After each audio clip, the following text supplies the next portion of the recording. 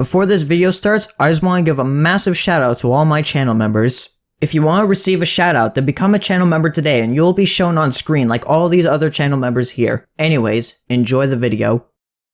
In version 14.6, a brand new summer variant for Pegasa was released.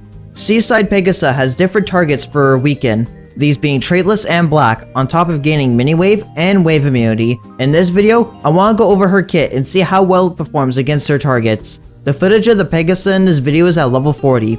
The best place to start is to take a look at her general stats. At level 30, she has 68,000 health and deals 27,000 damage with her mini wave. When compared to base Pegasa, this is a 21% increase in health, allowing Seaside Pegasa to survive an extra hit or two. Her base damage, while normally lower, is also higher by 15% thanks to the mini wave, allowing her to get just a little bit more damage in. Now about her main abilities, the main one being her weekend. Unlike her main counterpart, who has a near full uptime with the weekend at 4.8 seconds for treasures, Seaside Pegasa weakens Traitless for 3.33 seconds and Black enemies for 4 seconds post treasures. This gives her an uptime of 62% against Traitless or 75% against Black enemies. It should be noted that this uptime is slightly higher due to the mini wave.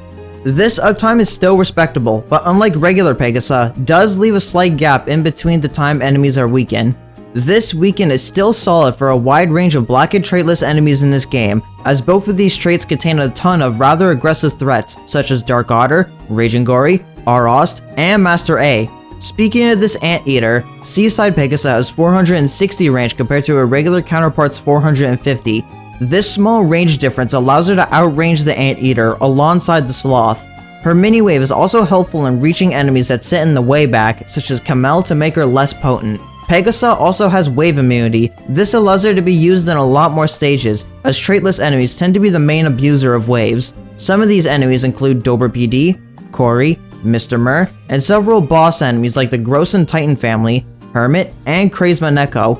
In terms of Black targeting though, it's mainly helpful for Toucan, as Dark Dober's Sage trading makes her weaken a lot less effective. The main enemies that are a bit tricky to use her for are enemies like Henry, who could easily shut her down due to his permafreeze, or Crockley, who could easily snipe an incoming Pegasa and keep her stuck.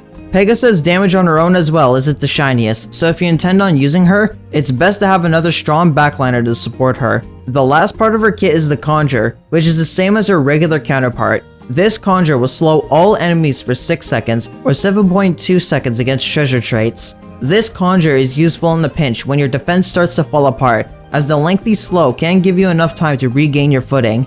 The damage it comes with is also useful, as it can kill a bunch of weaker peons and chunk support enemies. In saying this, however, the fact that she does have a Conjure prevents her from being stacked, even if she has a slightly lengthy cooldown of 2.5 minutes.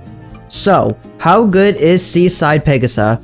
Well, Pegasa's trading of both Black and Traitless enemies allows the weakened ability to shine, as these two traits are home to some rather aggressive enemy types.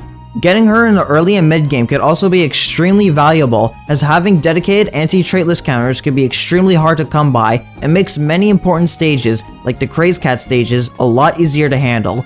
Conjure is always a nice ability to have, as this allows her to have a free way to deal tons of damage and to slow, but it does come at the cost of not being able to stack her. Her weekend also gains value in the more difficult star difficulties, as having the means to lower the damage of enemies back to reasonable levels is always good.